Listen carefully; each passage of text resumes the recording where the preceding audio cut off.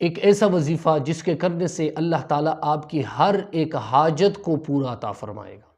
آپ کے دل میں جو بھی جائز مراد ہے، اس وظیفے کرنے سے اللہ تعالیٰ آپ کی ہر ایک جائز مراد کو پورا عطا فرمائے گا۔ جو جائز ہو، جو ناجائز مراد ہو، وہ اللہ تعالیٰ کبھی بھی آپ کی پورا نہیں فرمائے گا، بلکہ یہ وظیفہ یہ وظیفہ کرنے سے اللہ تعالیٰ آپ کی جو جائز مراد ہے، جو دل میں جو بھی حاجت آپ کی ہے، اللہ تعالیٰ آپ کی ہر ایک حاجت کو پورا عطا فرمائے گا۔ یہ رمضان المبارک کی بابرکت گھڑیوں میں جو بھی بندہ یہ وظیفہ کرے گا، انشاءاللہ اللہ تعالیٰ اس بندے کی ہر ایک حاجت کو پورا عطا فرمائے گا۔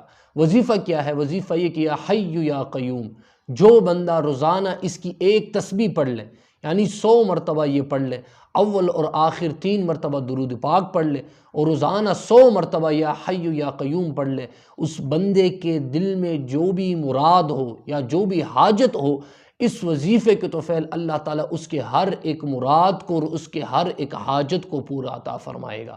لیکن اس وظیفے کو روٹین کے ساتھ کرنی ہے۔ انشاءاللہ 1-2 مہینے کے اندر آپ کو اس وظیفے کی برکات معلوم ہو جائے گی۔ جو بھی حاجت آپ کی ہوں گی اور اس وظیفے کے توفیل آپ اس حاجت کو حاصل کرنا چاہتے ہیں، انشاءاللہ 1-2 مہینے کے اندر آپ کو خود پتہ لگے گا کہ اس وظیفے کے توفیل اللہ تعالیٰ نے میری یہ حاجت کو پورا عطا فرمایا۔